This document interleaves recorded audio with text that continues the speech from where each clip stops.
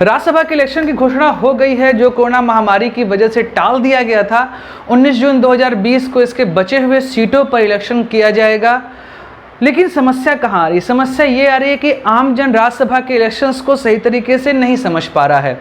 तो आज की इस वीडियो में हम इसी के विषय में बात करेंगे कि आखिर क्या है राज्यसभा और क्या उसके एलिजिबिलिटी क्राइटेरिया हैं, कितने मेंबर हैं और इलेक्शन उसके कब होते हैं, साथ ही इलेक्शन का प्रोसीजर क्या है, कोटा क्या होता है, इन सभी के विषय में हम लोग आज बात करेंगे। और एक लाइव एग्जाम्पल लेंगे राजस्थान का, जहाँ पर आप इस समय देख रहे हैं कि समस्याएं जो हैं बहुत ज़्यादा बढ़ी हुई वहाँ के मुख्यमंत्री के अनुसार लग रही है। तो इस वीडियो में इन सभी के विषय में हम लोग बात करेंगे। तो नमस्कार दोस्तों, मैं सुधांशु, आप देख रहे हैं बेसिस की पाठशाला।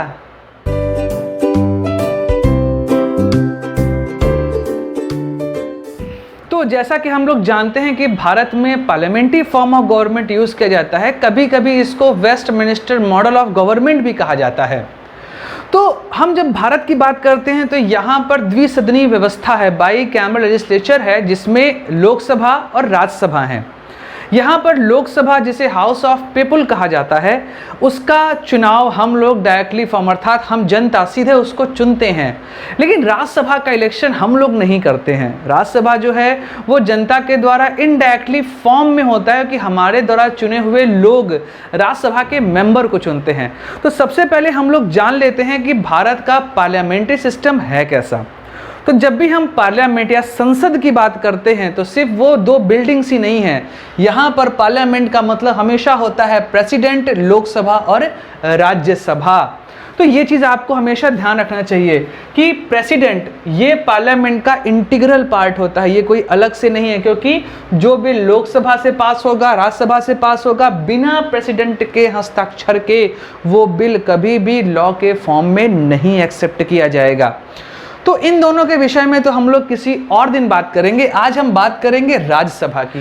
राज्यसभा के विषय में सबसे पहले मैं आपको ये बता दूं कि इसे काउंसिल ऑफ स्टेट्स कहा जाता था, क्योंकि ये स्टेट्स का रिप्रेजेंटेशन करता है।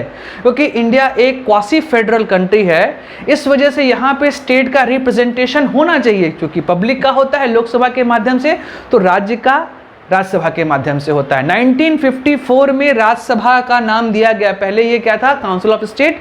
इसे 1954 में राज्यसभा नाम दिया गया। इसे अपर हाउस भी कहा जाता है, हाउस ऑफ एल्डर्स भी कहा जाता है। ये सारे भी इसके नाम हैं। मैक्सिमम आखिर इसमें कितने मेंबर होते हैं? तो मैक्सिमम मेंबर होते हैं 250। लेकिन प्रेजेंट में आते हैं थोड़ी देर में। 250 में 238 ये इलेक्ट किए जाते हैं स्टेट और यूनियन टेरिटरीज से। उसी के मेंबर यहाँ पर पहुँचेंगे। और 12 ये नॉमिनेट किए जाते हैं by the president. President nominate किसको किसको कर सकता है?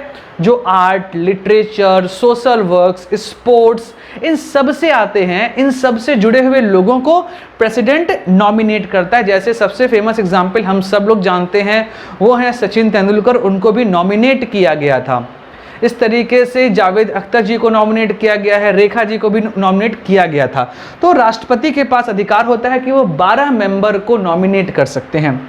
लेकिन जब हम बात करेंगे प्रेजेंट की, तो प्रेजेंट में टोटल 245 मेंबर हैं। और इस 245 में से 233 मेंबर, 233 मेंबर जो हैं वो आते हैं स्टेट और यूटीज से। अब यूटीज में से भी कहां से आएंगे, इसके विषय में थोड़ी देर बाद बात हम लोग करेंगे। और 12 एज इट इज प्रेसिडेंट जो इसको नॉमिनेट करता है। तो आज अगर कोई पूछे कि प्रेजेंट में कितने मेंबर हैं, तो टोटल जो है वो 245 मेंबर राज्यसभा में आते हैं। अगली बात करते हैं सीट्स और इलेक्शंस की। आखिर कैसे इसके सीट का एलोकेशन होता है। तो सबसे पहले जान लीजिए कि 4th schedule of Indian constitution ये बात करता है कि किस तरीके से सीट का डिस्ट्रीब्यूशन होगा राज्यसभा में, किस स्टेट को कितनी सीटें दी जाएंगी। ये सारी बातें इस 4th शेड्यूल के अकॉर्डिंग होती है। और वहां पर कितनी सीटें होंगी ये डिफाइन करेगा वहां का पॉपुलेशन। जितना ज्यादा पॉपुलेशन उतनी ज्यादा वहां पर सीट। तो जैसे एग्जाम्पल ले लेते हैं, यूपी की पॉपुलेशन भारत में सबसे ज़्यादा है, इसलिए यहाँ पर 31 सीट हैं राज्यसभा की। महाराष्ट्र की 19 सीट है, लेकिन अरुणाचल प्रदेश, त्रिपुरा यहाँ पर केवल एक राज्यसभा सीट है। तो जितनी ज़्यादा पॉपुलेशन होगी उतनी ही ज़्यादा सीटें होती हैं राज्यसभा की। और ये इलेक्ट कैसे किए जाते हैं? तो इलेक्ट करता है हमेशा और हमेशा जो भी मेंबर ऑफ लेजिस्लेटिव असेंबली, विधानसभा के चुने हुए सदस्य ही आपका राज्यसभा के इलेक्शन में पार्टिसिपेट करते हैं। इसीलिए मैंने कहा था कि यूटीज के बारे में थोड़ी देर में आते हैं हम लोग यहाँ पर। तो अब आप ध्यान दीजिए कि हम लोग स्टेट में तो एमएलए चुनते हैं, विधानसभा का चुनाव करते हैं, तो हमने जितने लोगों को चुना वो मेंबर ऑफ लेजिस्लेटिव असेंबली के लोग ही राज्यसभा के लोगों को चुनेंगे।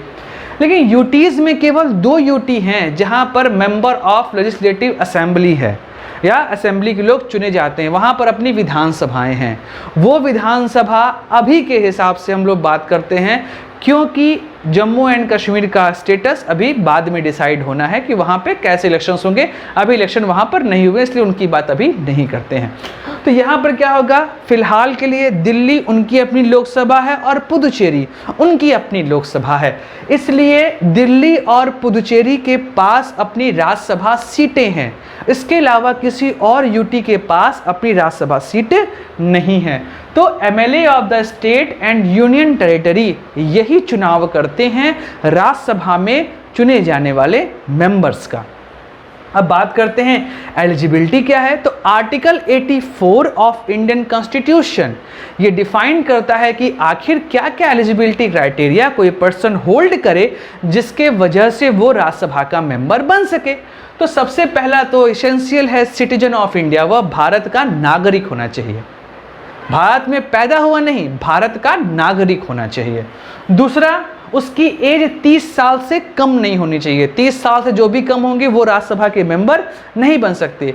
लेकिन ये तो 2 हो गया, एक और चीज जोड़ा गया कि पार्लियामेंट अगर क्वालिफिकेशन का कोई लॉ बनाता है, कभी पार्लियामेंट को ऐसा फील हुआ कि कोई क्वालिफिकेशन लॉ बनाना है, तो उस लॉ को भी यहाँ पर ऐड किया जा सकता है। जो भी लॉ पार्लियामेंट मेड करे क्वालिफिकेशन के लिए, वो एक 3rd क्राइटेरिया बन जाता है राज्यसभा के मेंबरशिप का इलेक्शन लड़ने के लिए।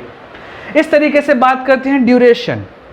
सबसे महत्वपूर्ण चीज जो राज्यसभा की है ये है कि ये जो हाउस है ये कभी भी डिसॉल्व नहीं होता, भंग नहीं होता।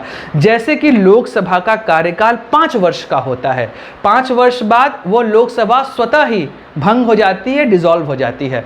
लेकिन राज्यसभा कभी भी और कभी भी डिसॉल्व नहीं होती है।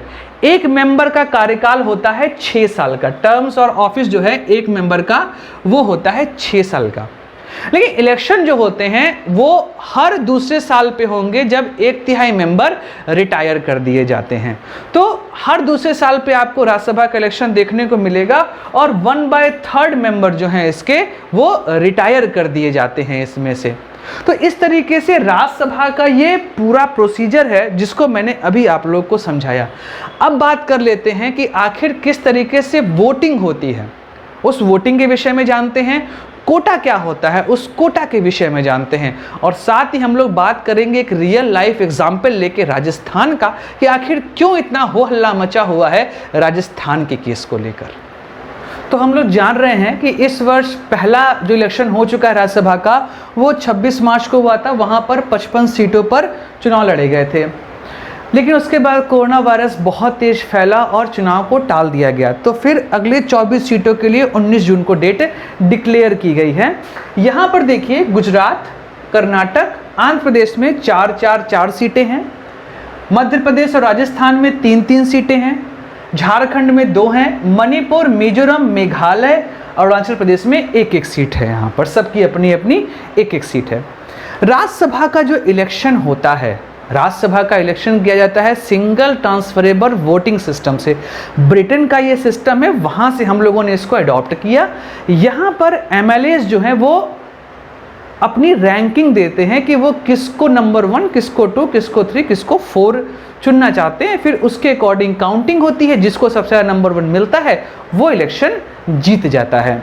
एक सेपरेट वीडियो मैं आप लोग को इस वोटिंग पैटर्न पे भी ज़रूर दूंगा, जिससे आप पूरे तरीके से समझ पाएंगे कि आखिर ये वोटिंग होती कैसे। लेकिन नॉर्मली बस ये समझिए कि जिस भी कैंडिडेट को सबसे ज़्यादा प्रेफरेंस मिलता है, नंबर 1 प्रेफरेंस जिसको सबसे ज़्यादा मिलता है, जनरली वो जीत जाता है। सेकेंड राउंड में यहाँ पर काउंटिंग सामान्यतया नहीं जाती है। तो अब बात कर लेते हैं कोटा की, कि आखिर कोटा क्या है, किस तरीके से एमएलए के वोट को काउंट करते हैं, और जिस तरीके से न्यूज़ चैनल लगातार बता रहे हैं कि इतने नंबर ऑफ एमएलएस की रिक्वायरमेंट है एक कैंडिडेट को जीतने की, तो उस पर आज यहाँ पर हम लोग समझ लेते हैं। रियल टाइम एग्जाम्पल लेते हैं, वो एग्जाम्पल है हम लोग का राजस्थान का। तो हम लोग राजस्थान के एग्जाम्पल से इसको डिस्कस करते हैं। राजस्थान में हम सब लोग जान रहे हैं कि टोटल जो है वो 200 सीट्स हैं। इन 200 सीट्स में गवर्नमेंट के पास जो सीट्स अवेलेबल हैं वो है 124, और अपोजिशन के पास जो सीट अवेलेबल है, बीजेपी के पास 72 है, और जो रेस्ट हैं उनके पास 4 सीट है। इस तरीके से ये डिस्ट्रीब्यूशन है। अब यहाँ पर हम लोग बात कर लेते हैं कि आखिर क्या होगा कोटा कितना निकलेगा, कि मिनिमम नंबर ऑफ वोट चाहिए। तो सबसे पहला काम किया जाता है कि एक एमएलए का जो वोट है उसको 100 से गुणा कर दिया जाता है। ये पहला काम किया जाता है कि 1 एमएलए वोट मल्टीप्लाइड इनटू 100। तो क्या करेंगे हम, टोटल एमएलए कितने हैं 200 हुआ, इस पे हमने 100 से गुणा किया। अब टोटल सीट कितने पे इलेक्शन होना है, 3 का, तो हम यहाँ पर 3 लिख देंगे +1 और यहाँ पर +1। इसको हम लोग नॉर्मल कैलकुलेशन तरीके सॉल्व कर लेते हैं। तो ये 4 हो गया, ये आपका 20,000 हो गया, डिवाइड करेंगे तो 5,000 आएगा, तो जो कोटा आ गया 5001। इसका मतलब एक मेंबर को 5001 कोटा मिनिमम रिक्वायरमेंट है। अच्छा, हम लोग ने क्या किया था, एक एमएलए का वोट को 100 से डिवाइड किया, तो नंबर ऑफ एमएलएस निकाल सकते हैं। तो नंबर ऑफ एमएलएस कितने चाहिए, नंबर ऑफ एमएलएस तो क्या करेंगे 5000, 1 डिवाइड बाई किससे कर देंगे 100। तो यहाँ पे हमको ये मिला कि वोट कितना है, लेकिन हमको चाहिए नंबर ऑफ एमएलएस, तो क्या हो जाएगा 50.01। अच्छा, अब 01 क्या, किसी का थोड़ी ना हाथ काट के कि उंगली उतनी लगा दी जाएगी वहाँ पर, तो इसको हम सीधे 1 के फॉर्म में ऐड कर देंगे, क्योंकि 50 कम होगा इससे, तो 50 तो एक्सेप्टेबल नहीं है, 50 से ज़्यादा ही चाहिए, तो 50 से ज़्यादा हो जाएगा 51। तो यहाँ पर आप बहुत अच्छे तरीके से देख रहे हैं कि एक सीट को जीतने के लिए 51 एमएलए की रिक्वायरमेंट होने वाली है राजस्थान में। ऐसे ही आप किसी भी स्टेट का निकालिए, प्रोसीजर यही होगा। तो एक स्टेट को जीतने के लिए चाहिए 51 एमएलए। तो अब राजस्थान के केस को हम लोग समझ लेते हैं, क्यों वहाँ पर इतना बवाल चल रहा है, क्यों कहा जा रहा है कि विधायक खरीदे जा रहे हैं, वो बिक रहे हैं, वटएवर, उस पर हम लोग डिस्कस नहीं करेंगे। हम लोग बस बात करेंगे कि आखिर क्या सिचुएशन है। तो 124 में से कांग्रेस के पास है 107। इसका मतलब कि 3 सीटें हैं। अब 3 सीटों में देखिएगा कि 2 सीट आपको दिख रहा होगा कि कांग्रेस आराम से यहाँ जीत जा रही है। क्यों जीत जा रही है, क्योंकि एक सीट के लिए 51 एमएलए चाहिए। इसका मतलब 2 सीट के लिए उनको 102 एमएलए चाहिए होंगे, 102 एमएलए चाहिए। अब आप देख रहे हैं उनके पास, कांग्रेस के पास तो अपने ही 107 हैं, तो 102 इजीली विन, कोई प्रॉब्लम नहीं। इसी तरीके से एक सीट किसको मिल जाएगी, बीजेपी को मिल जाएगी। क्यों मिल जाएगी, उसके पास 72 हैं, तो 51 ही तो चाहिए। उसके पास कितने रेस्ट बच गए, बीजेपी के पास रेस्ट बच गए आपके 21। तो यहाँ पर जो नॉट यूज हो रहा है, तो कांग्रेस के एक्स्ट्रा हो रहे हैं 5 और बीजेपी के एक्स्ट्रा हो रहे हैं 21। उसके अलावा कितने लोग बचे, देखिए यहाँ पे 17, यहाँ पर 4, इसको भी यहाँ पर एक्स्ट्रा में ऐड कर लें, एक्स्ट्रा ऐड कर लेते हैं। यहाँ पर एक्स्ट्रा हुआ आपका 17 + 4 कितना हो गया 21। अब आप अगर इस रेस्ट को जोड़ देंगे तो रेस्ट आ रहा है आपका कितना 47। रिक्वायरमेंट कितनी है 51 की रिक्वायरमेंट है। रेस्ट कितना अवेलेबल आ रहा है, जब हम लोग ने तीनों सीट के लिए चुन लिया तो रेस्ट आ रहा है हमारे पास 47। इसका मतलब ये तो कुछ नहीं कर सकते। तब ये प्रॉब्लम कहाँ रही, क्यों हम इतना इस पे डिस्कस कर रहे हैं, क्यों लोगों को दिक्कत हो रही कि खरीद फरोख्त भी कहीं ना हो रही हो। एक्चुअली हो क्या रहा है कि अगर बीजेपी के पास एक्स्ट्रा 21 है, इनको ये 4 हेल्प कर दे तो इनके 25 हो गए, रेस्ट कितने कम बचे इनको, 26 कम बचे। तो अगर गवर्नमेंट में से 26 लोग आके यहां पर जुड़ जाएं बीजेपी के साथ, गवर्नमेंट के 26 मेंबर आके बीजेपी के साथ जुड़ जाएं, तो बीजेपी को रिक्वायरमेंट 102 एमएलएस का कोटा उनका वो हो जाएगा पूरा और वो 2 सीट जीत जाएंगे। लेकिन कांग्रेस के साथ ये कि उनके अपने 102 हो रहे हैं तो उनको तो आसानी से जीतना चाहिए, लेकिन हो रहा है प्रॉब्लम यही कि लोगों को यहाँ पे सबको डर लगा है कहीं विधायक पाला ना बदल लें, जिसकी वजह से ये प्रॉब्लम क्रिएट हो जाए, क्योंकि जो रेस्ट बच रहे हैं वो इतने कैपेबल नहीं हैं कि वो एक सीट को अफेक्ट कर सके। लेकिन अगर इसमें 4 ऐड हो गए, इस 47 में 4 ऐड हो गए तो आप एक सीट जीत जाएंगे। इसी 4 के लिए सारा खेल चल रहा है, जो जीतेगा वही सिकंदर कहलाएगा।